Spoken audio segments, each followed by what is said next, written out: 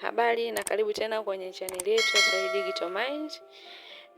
Channel yetu inaanza mambo mbalimbali kuhusiana na kompyuta na matumizi ya kompyuta, lakini ikiwemo softwares pamoja na programs za kawaida za kutumia ambazo zinatumika kwenye kompyuta.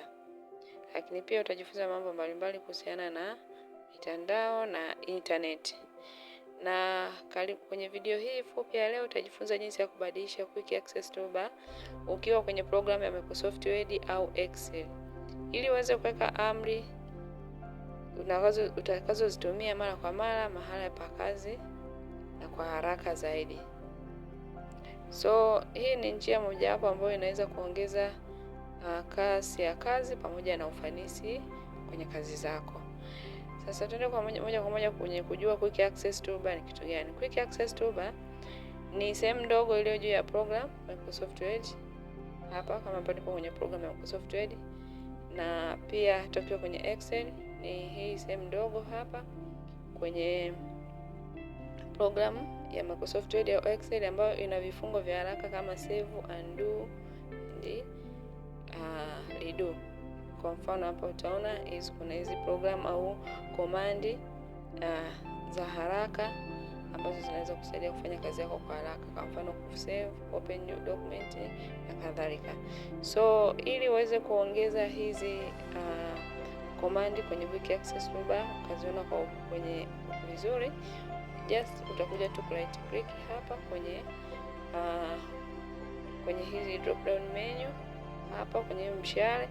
Baada ya hapo utaona orodha kama ifuatavyo. Kwa hiyo utakliki zile command ambazo unataka kuziona au kuziweka kwenye hiyo quick access toolbar ili uweze kuzitumia. Kwa mfano hapa tutachagua save, na nikichagua save kwenye quick access toolbar utaiona imeapia kwenye quick access toolbar. Kwa hiyo whatever nitakayofanya kazi yangu, nikitaka kusave I just go kwenye this command na kusave moja kwa moja. Lakini kuna command nyingine ambazo tunapenda kuzitumia za haraka kama undo, okay? Lakini pia kuna command nyingine ambayo tunapenda kuzitumia kwenye program zetu kama redo. Kwa hiyo hizo ni command. Kwa ukisha tiki na ukija kwenye hii quick access toolbar hapa kwenye mshale, utaona hizo program tayari zimekuwa na tiki, kwa maana kwamba umeselect na ndio zilizopo kwenye hiyo quick access toolbar. Lakini pia unaweza customize zaidi kama kuna command ambazo huzioni hapa na unataka ziapie kwenye hii quick access toolbar, utaenda kwenye more commands. Baada ya kwenda kwenye more command utachagua command ambayo unataka iapie. Kwa mfano hapa copy, utaenda kuiadi copy kwenye quick access toolbar. Kwa hiyo nitakapokuja kusema okay, nikienda kwenye hiyo quick access toolbar nitaiona command ya copy. Iona command ya copy iko hapa.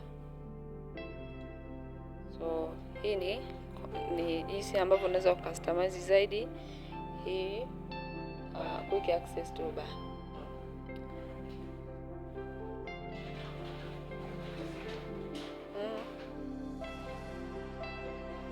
So na ili ukitaka kuondoa hiyo quick access toolbar utaklik tena kwenye home mshale hapa na utatoa hizi uncheck. Ukiuncheck automatically zitakuwa zinaondoka. Ukiuncheck hapa pia umetoa hii auto save command kwenye Word. Inaweza kuwa ni Word au Microsoft Excel program. Mtazamaji wangu, na huo ndio mwisho wa video hii. Usisahau kusubscribe ili uweze kupata au kujifunza mambo mbalimbali yanayohusiana na kompyuta pamoja na software zake. Asante kwa kutazama video hii. Karibu kwenye video nyingine.